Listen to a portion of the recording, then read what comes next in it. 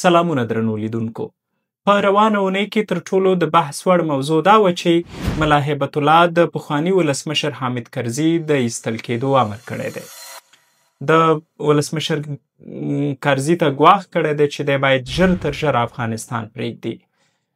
ولې کرزی هغه څوک چې د طالبانو سره یې ډېرې ښې اړیکې لرلې او حتی د خپلې تېرې واکمنۍ پر مهال هم طالبانو ته د نارضا ورونو یا هم کله کله د غولول شوي ورونو خطاب کولو د ده اړیکې تر دې حده را رسیږي چې نن د طالبانو مشر امر کوي چې کرزی باید افغانستان پرېږدي. هغه څه لامل شو، کوم مسایل دي چې کرزي ته د هیواد نه د وتلو امر شوی، د دې ترڅنګ په هغه باندې چې کوم بندیزونه د طالبانو د روانې واکمنۍ راهیسې لګېدلي د هغو بندیزونو په تړاو هم بحث کوو او په دې بحث کې به موږ تاسې ته ځینې مهم معلومات وړاندې کړو چې څه ډول د کرزي سیاسي مجلسونه د ملا هیبت الله تر غوږونو رسېدلي او څه ډول د هغه مجلسونه ثبت شوي، غږونه یې ثبت شوي او بیا بالاخره د ملا هیبت الله تر دفتره رسېدلي، هغه اورېدلي دي او کشمکشونه یې د کرزي او طالبانو ترمنځ زیات کړي دي. د باوري سرچینو د معلوماتو له مخې او د یو شمېر رسنیو د راپورونو له مخې ولسمشر کرزي پخواني ولسمشر به ورته ووایم، زما عادت دی چې حامد کرزي او محمد اشرف غني ته زه معمولا ولسمشر وایم، خو پخواني ولسمشر حامد کرزي تاسې پوهیږئ چې کله طالبان راغلل د نورو سیاستوالو په څیر پرده باندې هم ځانګړي بندیزونه ولګېدل، محدودیتونه ولګېدل، د سیاسي ناستې ولاړې محدودې شوې او حتی د ده هغه ارمان هم پوره نه شو چې د غوښتل چې مزار ته لاړ شي، بدخشان ته لاړ شي، نورو ولایتونو ته لاړ شي. ده ویلې که چېرته امن راشي، که څه هم د هغه ډول امن زمینه لا تر اوسه په افغانستان کې نه ده مساعده چې د کرزي غوندې یو سړی چې ډېر امنیتي ګواښونه ورته پراته د هغه د ارمان دې په دغه اوسنیو حالاتو کې پوره شي. نو کرزي کور ته چې کله څوک ورځي د طالبانو په اوسنۍ دوره کې د کرزي کور ته ځانګړي طالب ساتونکي ودرول شوي دي او د دې ترڅنګ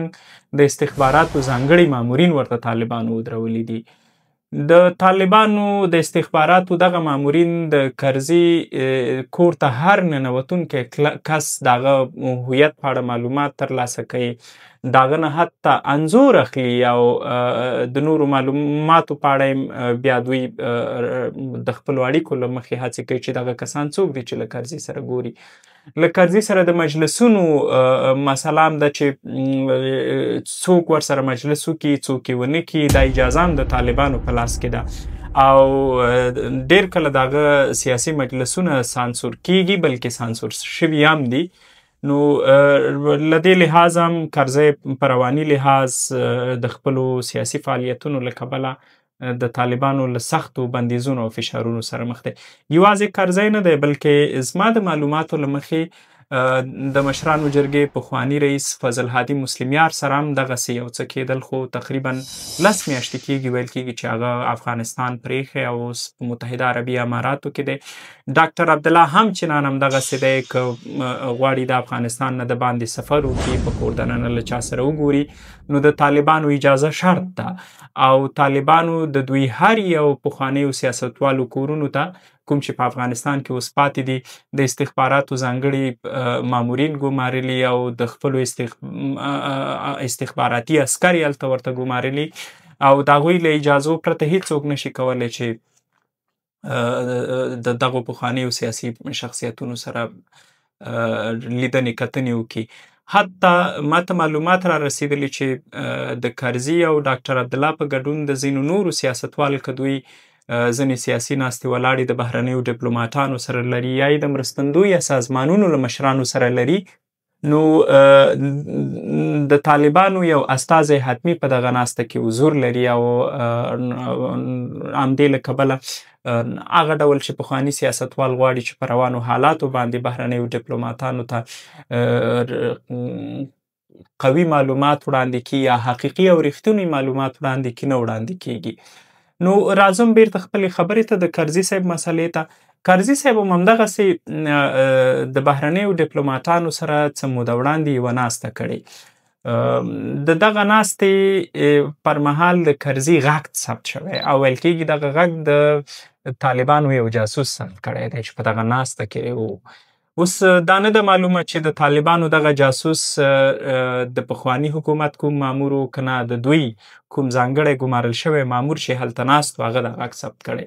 ځکه معمولا چې د کرزي له دفتره کوم انځورونه رسنیو ته راځي په هغو انځورونو کې ښکاري چې کرزي سره د ده خپل پخواني همکاران لیدل کېږي. معمولا کریم خرمي چې د دفتر رئیس و، همداراز زلمی هیوادمل او د کابینې ځینې پخواني غړي، حتی شهزاده مسعود هم ورسره ویل کېږي چې هغه د کرزي د پرې د یارانو نه دی. نور به تاسې ښه پوهېږئ چې زه څه وایم. نو او د شهزاده مسعود ترڅنګ نور کسان مې چې هغوی راځي او ناستې ولاړې د کرزي سره کوي. خو تر ډیره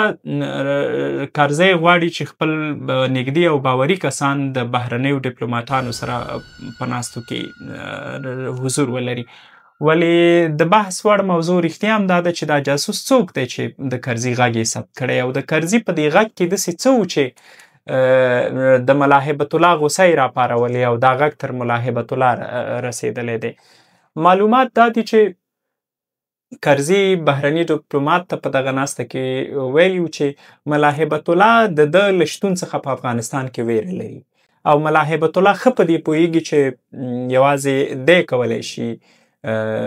چې د ده واکمني ختمه کړي، د واک موده رالنډه کړي او همدا دلیل دی چې ملا هیبت الله د ده نه ویره لري. همدغه غږ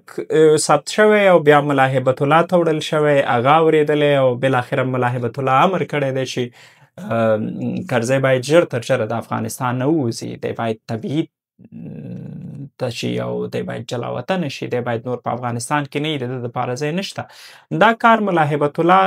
په کابل کې د خپلو ادارو په وساطت کړی دی. خپلو ادارو ته یې امر کړی او هغه ادارې بیا ورغلي او کرزي ته یې دغه حکم اورولی دی. کرزي غبرګون څه و؟ کرزي ورته ویلي دی چې دا زما وطن دی او زه نشم کولی چې خپل وطن مې پرېږدم او د خپل وطن نه د وتلو فیصله زه بل چاته نه ورکوم چې ما بل څوک دې ته اړ کړي چې زه د افغانستان پرېږدم. نو په کرزي باندې سره د دې چې فشارونه راغلي خو ولې هغه بیا هم د معمول په څېر لکه پخوا چې په خپلو خبرو کې ویلي، حتی یو وخت یې دا اوښکې هم تویې کړې وې چې هغه ورځ ته خدای نه راولي د ده مشر زوی میرویس کرزی چې هغه وخت کې عمر کم و، اوس خو هغه دی زلمی دی چې دی دې بهر ته اړ شي، په بهر کې دې زده کړې وکړي، بهرنیو هیوادونو ته لاړ شي، هغه ورځ ته خدای نه راولي.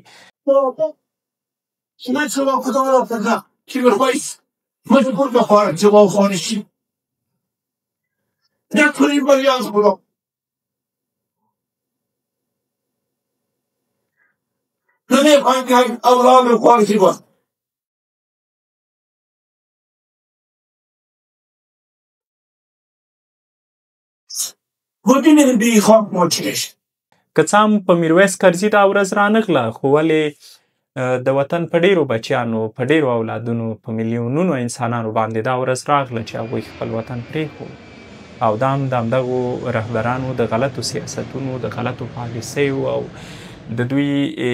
په حکومتونو کې د فسادونو، د دوی په حکومتونو کې د جنګ سالارۍ، د دوی په حکومتونو کې د سیاسي بې ثباتۍ دې ته لاره پرانیسته چې بالاخره افغانان نن در په دره د نړۍ په بېلابېلو هیوادونو کې ژوند تېروي. کله چې ملا هیبت الله امر کړی کابل ته، سمدستي کابل کې طالبان ورغلي، کرزي ته ویلي، کرزي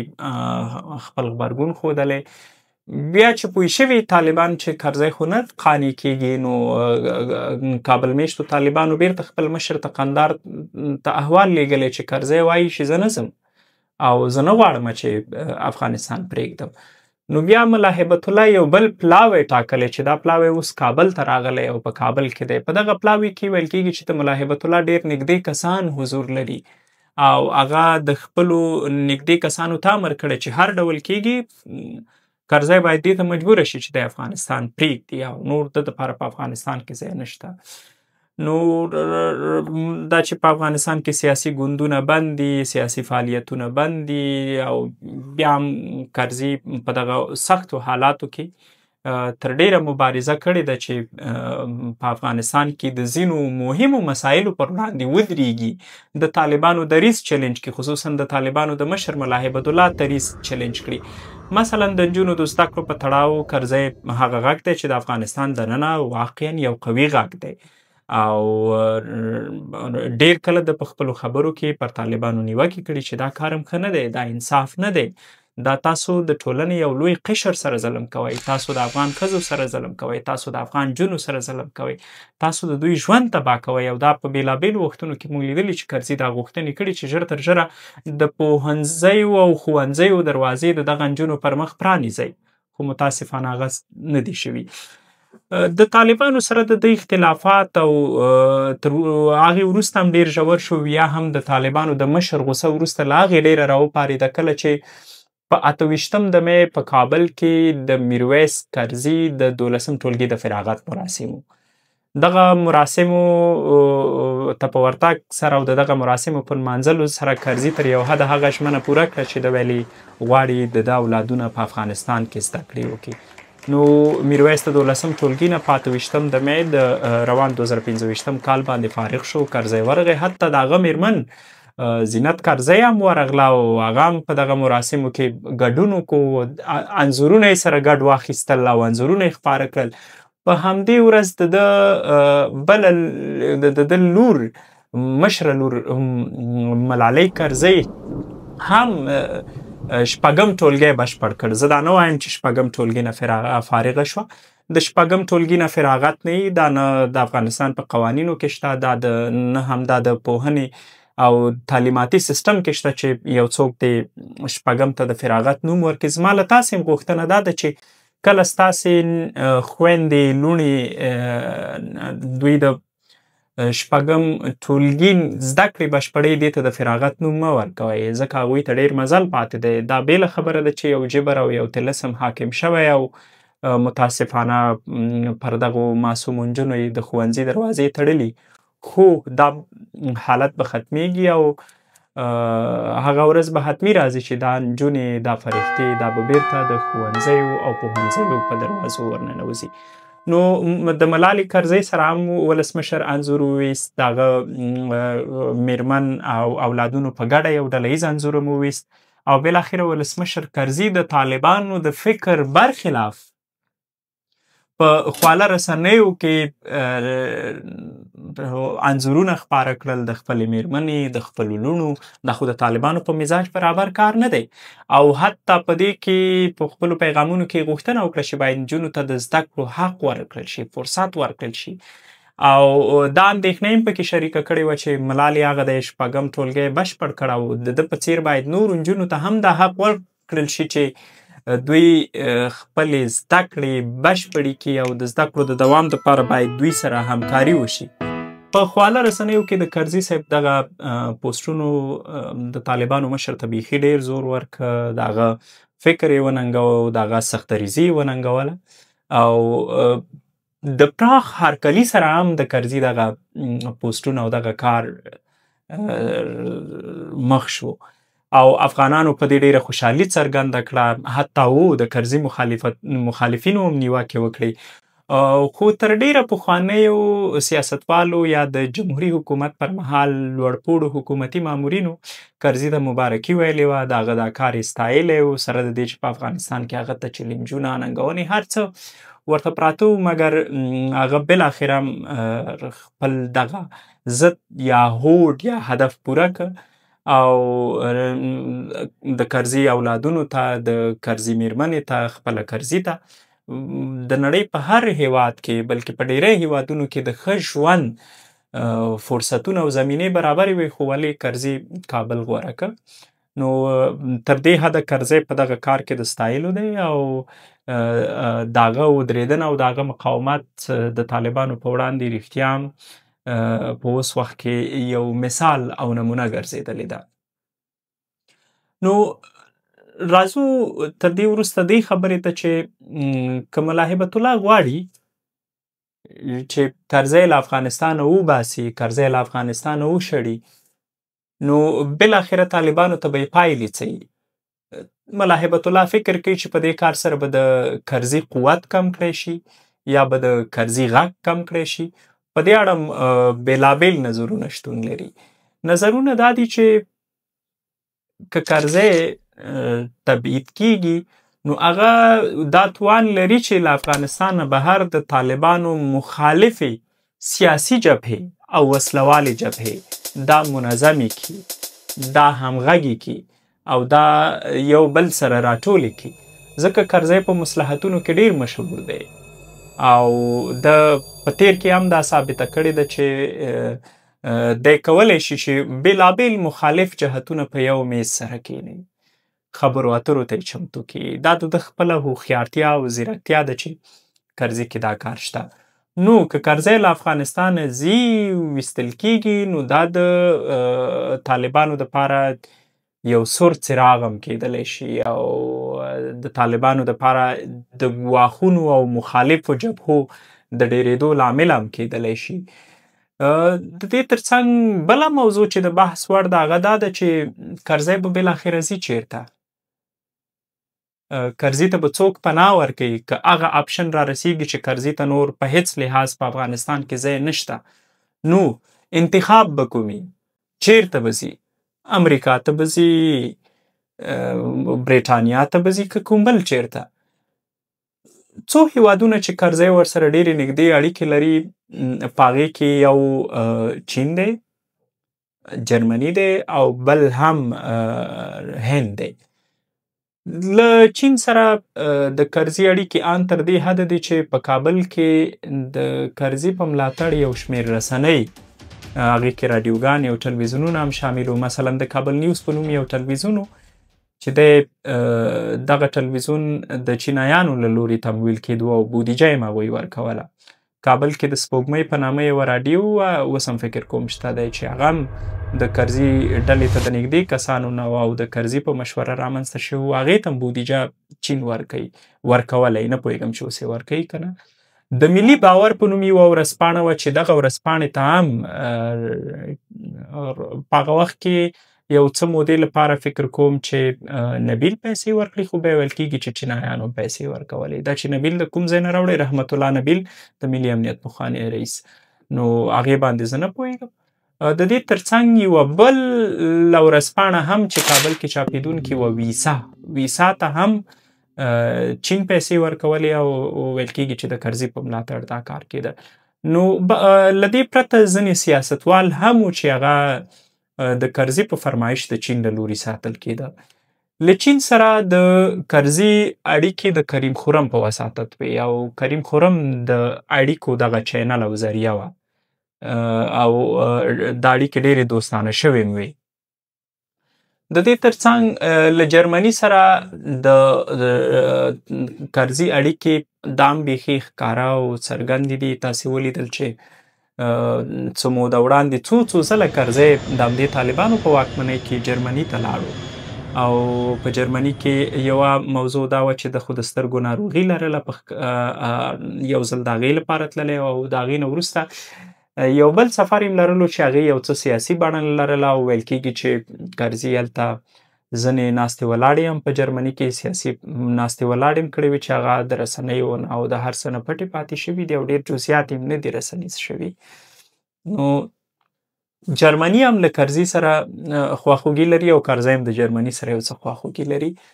بل هند دی، چون کرزی ډېره موده په هند کې پاتې شوی، د په هند کې زده کړې کړي دي، هلته یې پوهنتون لوستی دی او د خپلې ولسمشرۍ پر مهال هم له هند سره ډېرې زیاتې ښې اړیکې لرلې. خو په اوسنیو حالاتو کې به څوک حاضر شي چې کرزي ته پناه ورکړي؟ هند ته راځم. هند فکر نه کومه چې په دغه اوسنیو شرایطو کې دې ته حاضر شي چې کرزي ته دې پناه ورکړي.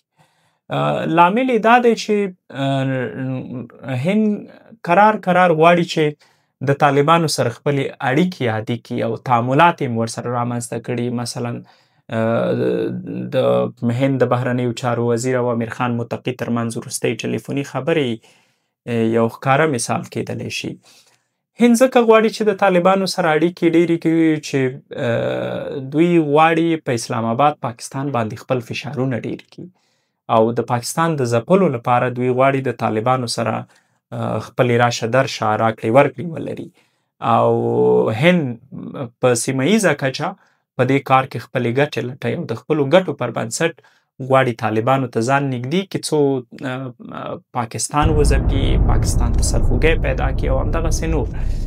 نو ځینې نور اهداف به هم طبیعي ده چې دوی ولري. نو په داسې حالاتو کې کرزي ته د دوی پناه ورکول فکر کوم د طالبانو او د دوی ترمنځ د اړیکو ترینګلتیا او پیچلتیا او خرابوالی رامنځته کولی شي. نو فکر نه کومه چې هند دې ته په اوسنیو شرایطو کې حاضر شي چې کرزي ته پناه ورکړي. بل جرمني دی. جرمني تقریبا تر ډیره امکان لري چې که چیرته کرزی تبعید کیږي نو هغه ته پناه ورکړي. نو بالاخره وګورو چې کرزی په خپل دې هوډ کې چې وایي زه په افغانستان کې پاتې کیږم، له افغانستانه نه وځم، افغانستان زما کور دی، افغانستان زما وطن دی او هیڅوک ما په زوره نشي شړلی، چې دې خبرې ته تسلیمیږي که نه تسلیمیږي. که تسلیم شو نو بیا به وګورو چې کوم هیواد ته ځي، خو دغه اپشنونه ممکن چې وي یا ممکن تر دې کوم بل ښه بدیل ورته پیدا شي. ځینو پخوانیو سیاستوالو هم دا موضوع تایید کړې. مثلا حنیف اتمر لیکلي دي چې کرزي اوس مهال په کابل کې له سختو فشارونو سره مخ دی، هغه له امنیتي ننګونو سره مخ دی او د طالبانو د مشر له لوري دغه شوې پرېکړه د هغه ژوند له نورو ګواښونو او مشکلاتو سره هم مخ کولی شي. حنیف اتمر د ملاحبت الله نه غوښتي چې کرزی دې نه مجبوروي، کرزي باندې دې نور فشارونه نه راولي او که دی دا فشارونه راولي نو خپله ډله نورم منځوي کوي، خپله ډله نورم هغه تعامل ته چې د مخکني جمهوري دولت سیاستوال غواړي چې ورسره یې رامنځته کړي هغې ته هم زیان رسوي. نو نه پوهېږم چې اتمر صاحب د کوم تعامل خبره کړې یا د کومو ښو خبرو اترو خبره کړې. او یوه بله اشاره یې رښتیا هم کړې ده.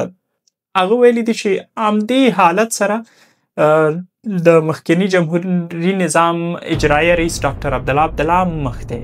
او عبدالله هم د کرزي غوندې دغسې یو سرنوشت سره مخ دی. زه نه پوهېږم چې د عبدالله په اړه به دا خبره څومره صدق کوي او څومره به رښتونې یي، خو تر اوسه پورې چې زموږ معلومات دي عبدالله ته دغسې کومه ستونزه او مشکل نشته. بیا یو جالب بل چې ما ولید د خوشحال خلیل په نوم د چارو ادارې پخوانی سلاکار د ډاکټر فضل محمود فضلي د چارو ادارې د پخواني مشر او